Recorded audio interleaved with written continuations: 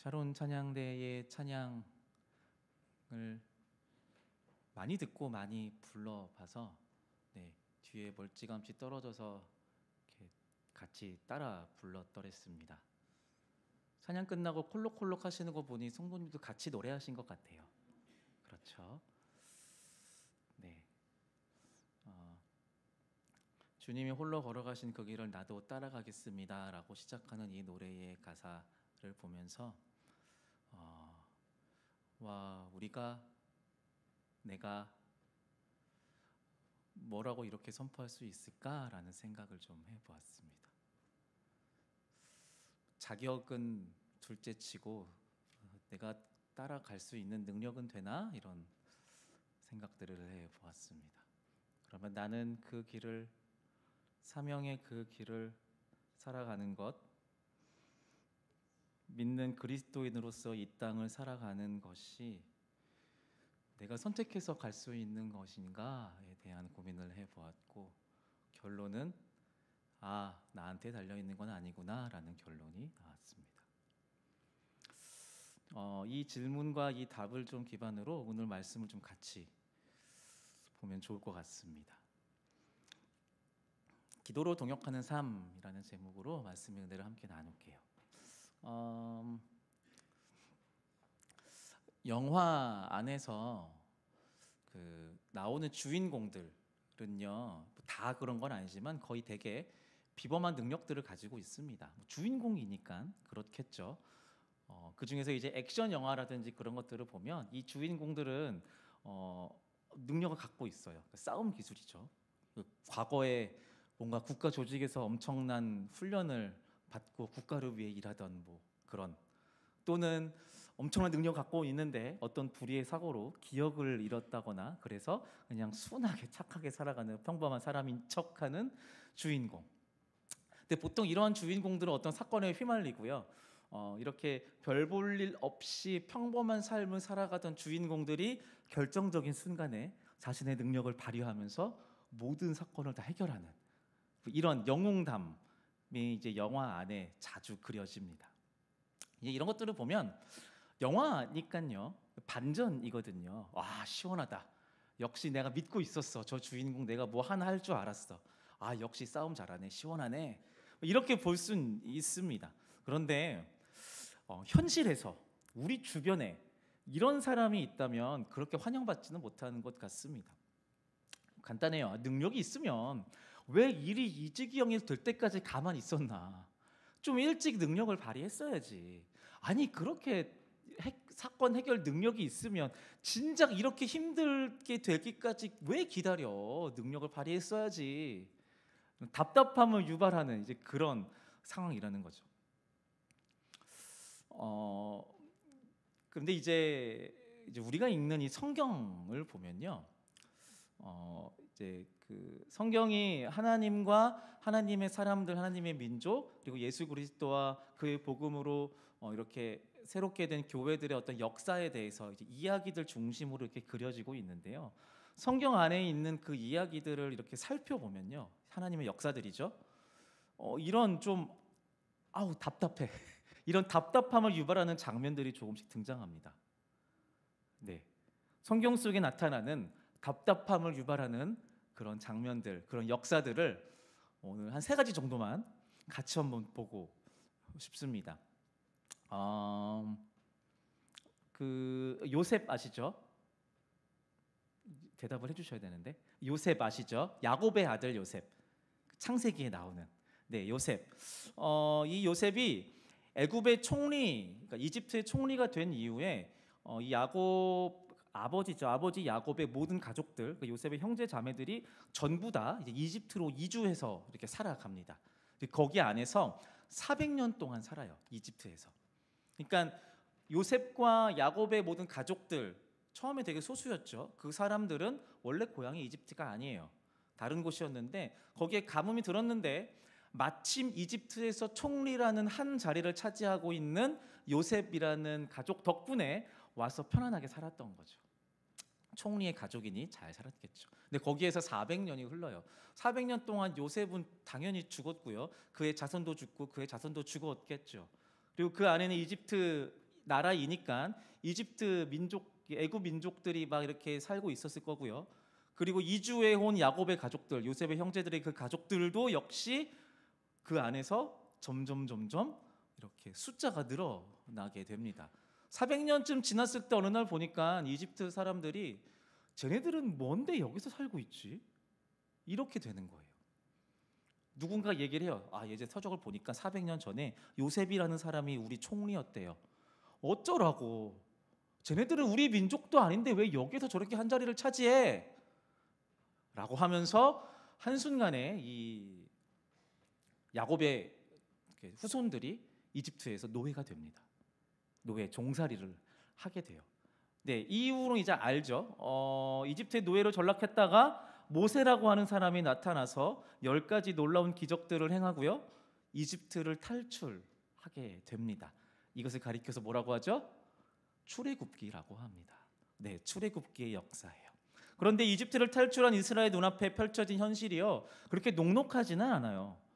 왜냐하면은 그 사막입니다. 사막으로 나온 거예요. 이집트 나라 안에 있다가 한 200만 명이 넘는 사람들이 사막으로 나와서 거기에서 유린하게 되는 거예요. 하루하루 먹고 마시는 일 자체가 생존의 위협입니다. 생존하는 것, 그냥 하루하루 버티는 것 자체가 웬만한 예능 삼시세끼 밥 바로 먹고 사는 그런 거 비교할 수 없을 정도로 위협 그 자체예요. 게다가 200만 명이 넘는 어떤 민족이 어느 날 갑자기 사막으로 뛰쳐나왔다라는 소문이 주변 나라들한테 이렇게 또 퍼지게 되는 거예요. 지금도 그렇겠지만 이때 당시에 200만 명 정도면은 엄청난 인력이거든요. 재산이에요. 그래서 주변 이제 이방 나라 민족들이 탐내기 시작합니다. 저 가서 우리가 잡아먹어야지, 우리의 노예로 삼아야지, 이런 생각들을 하게 되는 거예요. 물론 그 중에 내보낸 이집트도 포함이 되어 있었죠. 아니나 다를까 이 사막에서 생존해 나가던 이스라엘은요, 그들을 노리고 있었던 한 이방 민족 아말렉 민족에 의해서 침입을 당합니다. 사막 한가운데서 침입을 당해요. 그 구절이 출애굽기 17장 8절 오늘 본문 말씀인데요, 아주 쉬운 성경으로 같이 한번 읽어보겠습니다. 시작. 그때에 아말렉 사람들이 몰려와서 르비딤에 있는 이스라엘 사람을 공격하였다. 자, 이스라엘 민족은요, 하나님의 민족이고요, 하나님의 사람인 모세를 통해 하나님이 약속하신 땅 가나안으로 인도하심을 받아서 걸어가고 있고요. 그 상황 속에 대적하는 아말렉 민족을 만나게 되는 겁니다.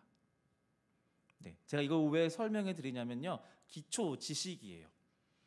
하나님의 백성, 하나님의 사람인 모세, 하나님 약속하신 땅, 그 여정 가운데 갑자기 치고 들어온 이상한 민족 아말렉.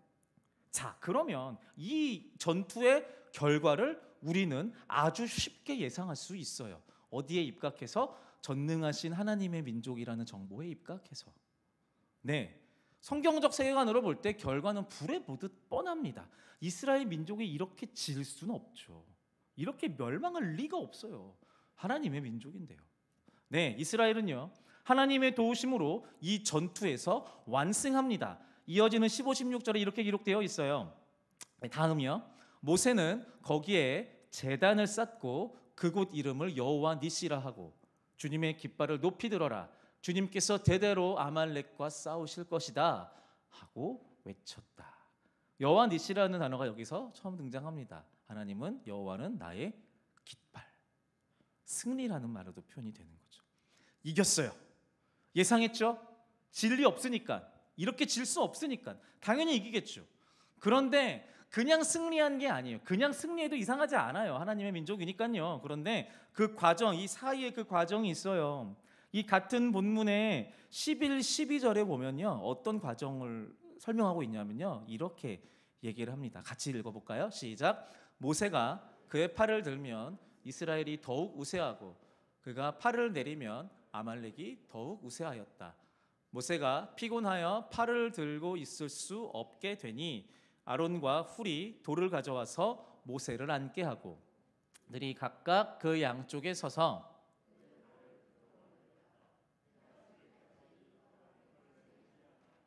네, 좀 묘사가 되시나요? 상상이 되세요? 말 그대로 지금 모세가 산 위에 서서 아래에서 전투하는 모습을 보고 있는데요. 두 손을 들고 있으면 전쟁에서 승리해 가는 거예요. 근데 손을 내리면요, 이스라엘 민족이 수세에 몰리게 되는 겁니다. 네, 들면 이기고 이러면은 지고, 이런 상황인 거예요. 이게 민족 생존이 달린 문제거든요. 그들 입장에선. 물론 지금 저와 여러분들이 볼 때에는 망할 리 없으니까, 하나님이 승리하게 하실 거니까 안심하며 보지만, 모세와 이스라엘 민족들, 그 당시 상황에 처해 있는 사람들 입장에서 보면 모세가 손을 들고 내리는 거에 따라서 민족의 흥망성쇠가 지금 걸려 있다란 말이죠. 그러니까 이 모세의 두 손이 내려가지 않게 하려고 아론과 훌이라고 하는 사람이 와가지고 모세의 양쪽에서 팔을 지지해 주는 겁니다. 왜요? 손을 들면 이기는구나. 손이 떨어지면 지네? 그럼 이기려면, 지지 않으려면 손이 안 떨어지게 해야겠구나. 아주 명확한 인과현상이 나타나는 겁니다. 상식적이죠. 이 상황을 그림으로 표현하면 대략 이런 상황이었을 거예요. 산 위의 풍경입니다.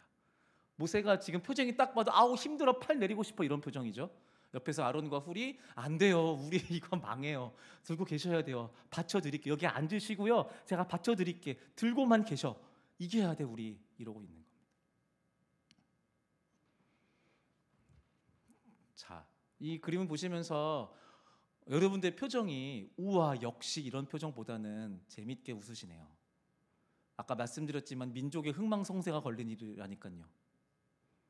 왜 재밌을까요? 우리는 이 전쟁의 결과를 알고 있으니까요.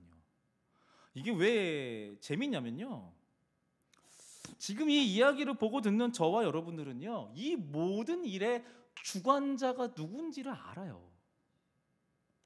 이 전쟁의 주인은 하나님이에요. 손을 들었다 내렸다 하는 모세도 아니고요, 아말렉도 당연히 아니고요, 하나님이란 말이에요. 하나님이 당신의 백성인 이스라엘을 이 사막에서 망하게 하실 분이 아니라는 것을 우리는 알아요. 그런데 굳이 왜 이 상황을 만드냐는 거죠. 이거 아니어도 돼요. 정말 그렇게 믿으세요? 모세가 손 내렸으면, 아론과 훌이 가서 손 안 받쳐줬으면 이스라엘 망하고 성경의 역사가 끝났겠구나라고 생각하세요? 아니요, 그럴 리 없거든요. 손을 들고 안 들고가 중요한가? 왜 굳이 이런 일을 하나님이? 한 가지 더 이야기를 보겠습니다. 시간이 흘러서 이스라엘의 첫 왕인 사울이 세워지고요, 이제야 점점 안정화되나 싶었던 이스라엘 민족은요, 사울의 타락과 비슷한 시기에 블레셋 민족의 침공이라는 엄청난 위협에 처하게 됩니다. 그리고 이 위협의 중심에는 골리앗이라고 하는 엄청난 대적이 자리하고 있었죠. 이 골리앗이 사울 왕과 이스라엘 백성들을 향해서 도발합니다. 이렇게 도발해요. 이 블레셋 사람이 다시 고함을 질렀다. 내가 오늘 이스라엘 군대를 이처럼 모욕하였으니 너희는 어서 나에게 한 사람을 내보내어 나하고 맞붙어 싸우게 하여라. 사울과 온 이스라엘은 그 블레셋 사람이 하는 말을 듣고 몹시 놀라서 떨기만 하였다. 어떻게 하고 있대요? 두려워 떨고 있대요. 골리앗과 블레셋 민족 때문에. 사실 골리앗 한 명 때문인 거예요. 떨고 있습니다. 근데 현실이에요. 이게 현실이에요. 골리앗을 딱 봤을 때 저 사람의 명성이나 명예나 어떤 무력이나 풍채, 분위기를 봐서 이스라엘에 있는 어떤 누가 나가도 이길 수 없을 것 같은 거예요. 현실입니다. 억울하지만 두렵고 떨립니다. 자, 이쯤 돼서 우리가 아까 했었던 그 성경적 세계관을 다시 한번 발휘해 보죠. 하나님은요, 지금 이스라엘 민족 가운데 왕을 세우셔서 왕정 통치를 허락하신 지 이제 첫 걸음이에요. 첫 왕, 사울 왕 때였으니까요. 비록 사울이 불순종해서 어떤 회초리로서 지금 블레셋 민족을 보낸 거란 말이에요. 그런데 하나님이요, 이스라엘 왕권의 역사 초기에 이스라엘을 멸망 위기에 놓으실 분은 아니에요.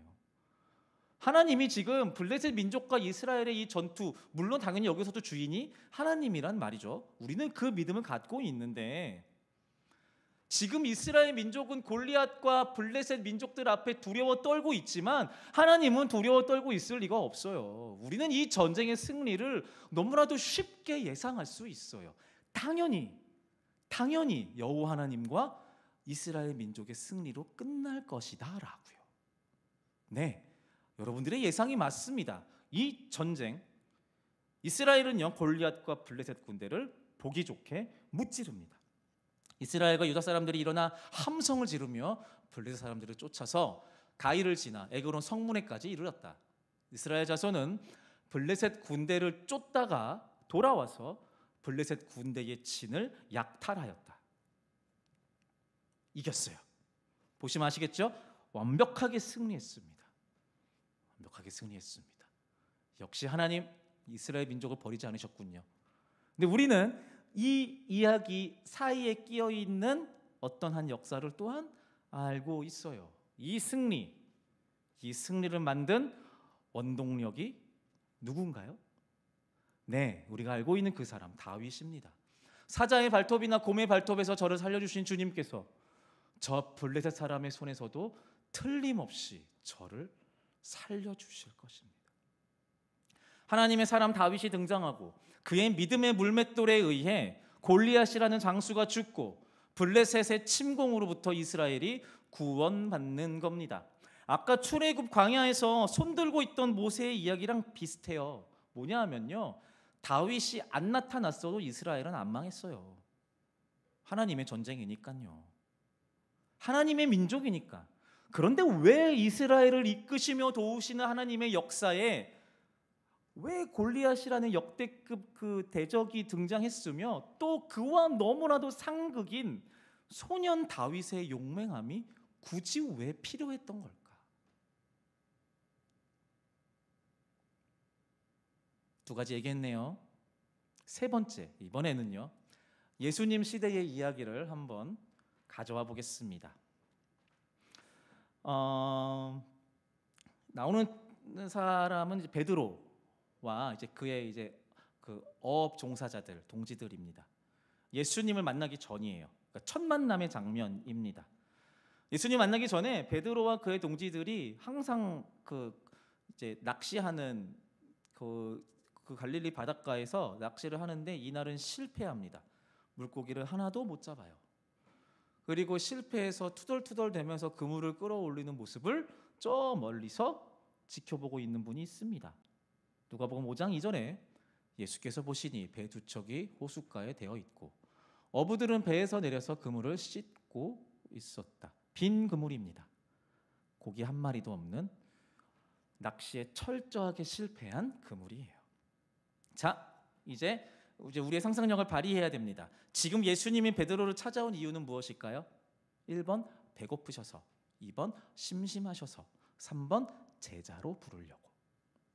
네, 맞습니다. 제자로 부르려고 베드로를 찾아오신 예수님입니다. 다만 예수님은 지금 베드로에게 단 1만큼의 인지도가 없습니다. 누군지 몰라요. 다짜고짜 예수님이 가가지고 너 이제 물고기를 낚지 말고 사람을 낚는 어부가 되라고 명령하면 어떻게 될까요? 뭐래? 라고 하면서 집에 돌아갈 겁니다. 인지도가 없으니까 당신이 뭔데 나한테 이래라 저래라야 라고 할 거란 말이죠. 무슨 말이냐면요, 예수님 입장에서 지금 자신이 제자로 부르려고 하는 그 베드로에게 예수님 자신이 믿을 만한 스승이고 더 나아가서 하나님의 아들 메시아로서 이 온 인류를 구원할 사람이다라는 어떤 증명할 증거가 필요하다라는 거예요. 인증해야 돼요. 무슨 말인지 아시겠죠? 그래서 예수님이 지금 베드로한테 어필을 해야 되는 상황이에요. 너 내 제자가 돼야 돼 라고 말하려고. 그런 어필을 하려고 예수님이 선택하신 방법이 뭐냐 하면요, 곤란함에 처해 있잖아요. 베드로가 낚시에 실패했으니까요. 빈털털이잖아요. 그 베드로의 상황을 역전시켜 주는 겁니다. 그러면 좀 어필할 수 있을 테니까요. 잠깐, 이 사진 아직 아닌데요. 사진 잠깐만요. 사진 내려주세요. 아, 이거 스포일러인데. 네, 누가복음 5장 4절에 보면 예수님이 이렇게 얘기를 하세요. 예수께서 말씀을 그치시고 시몬에게, 베드로에게 말씀하셨다. 깊은 데로 나가 그물을 내려서 고기를 잡아라. 이렇게 명령하세요. 다시요. 사진 때문에 약간 혼란스러워져서 다시 정리 좀 해드릴게요. 예수님은 지금 베드로에게 자신이 스승으로서 제법 가치가 있는 존재라는 것을 어필하고 싶어 합니다.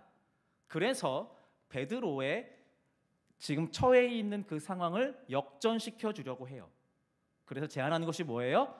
베드로가 실패한 그 낚시를 다시 성공할 수 있도록 인도하십니다. 네, 전혀 생소한 내용이 아니죠. 자, 우리는 알아요. 뭘 아냐면요, 예수님이 지금 비범한 자신의 능력을 펼치시려고 하는구나라는 것을 알아요. 그런데요, 이걸 좀 보면요, 우리 이 장면 너무 익숙하니까 더 생각을 하지 못하는데 조금 생각해 보면요, 이게 좀 답답해요. 답답한 면이 좀 있어요. 자, 하나님의 아들 예수님, 우리가 알고 있는 예수님이라면요, 지금 베드로를 제자로 부르면서 자신의 메시아로서, 스승으로서의 그 모습을 증명할 때 굳이 이런 명령을 하지 않아도 돼요. 베드로에게 가서 그물 다시 내려봐 라는 명령을 하지 않아도 돼요. 다시 말하지만 지금 예수님에게 필요한 것은 스승으로서의 어필이거든요. 베드로의 눈을 주목시킬 수 있는. 그러면은 우리가 알고 있는 예수님이라면은 이렇게 하면 돼요. 갈릴리 호수 안쪽에서 재미나게 잘 놀고 있는, 오늘은 저 베드로 녀석의 그물에 걸리지 않았고 우린 다 살았구나 라고 하면서 갈릴리 호수 안쪽에서 평안하게 놀고 있는 그 물고기 때, 물고기들한테 예수님 명령하시면 돼요. 야, 너네들 지금 당장 뛰어 올라서 베드로 배 위로 올라가. 베드로 배 위로 올라가. 당장 그 위로 다 올라가. 바로 이때 사진이 딱 떠야 됩니다. 그렇죠. 이 장면이요. 이렇게 하면 돼요. 이게 훨씬 드라마틱해요. 생각해 보세요. 얼마나 장관이겠어요. 갈릴리 호숫가에서 물고기들이 막 튀어나와서 한 마리도 빠짐없이 전부 다 베드로 뱃속 위로 쏙 들어가는 거예요. 이걸 본 베드로가 어떻게 했어요? 우와, 짱이다. 이렇게 되는 거죠. 이게 사실 더 드라마틱해요. 더 장관일 거예요. 스승으로서, 메시아로서 능력을 발휘하는, 예수님의 권위와 능력을 증명하는 것에서 이 정도의 기적이면 확실할 수 있단 말이죠. 근데 이거 불가능하지 않아요. 예수님이 누구십니까? 풍랑도 꾸짖어서 잠잠케 하시는 분인데요, 고작 바다 안에, 물 안에 물고기들한테 명령해서 순종시키는 게 뭐 그렇게 어렵겠습니까?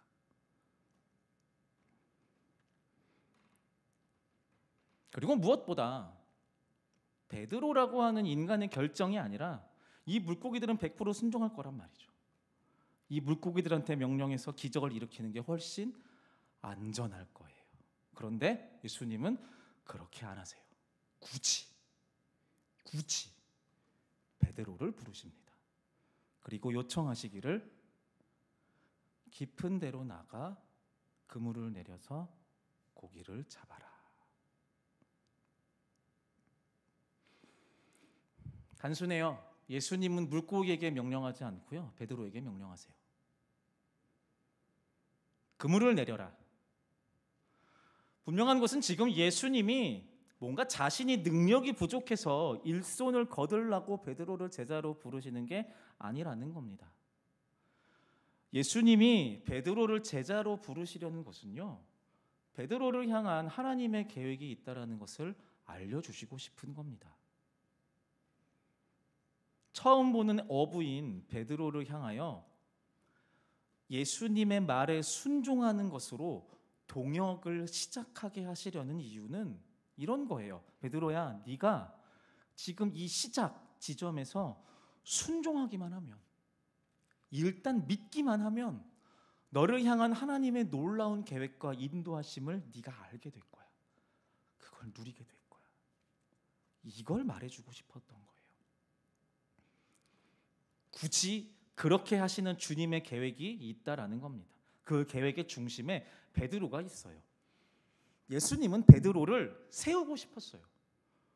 예수님은 베드로를 키우고 싶었어요. 성장시키고 싶었던 거예요.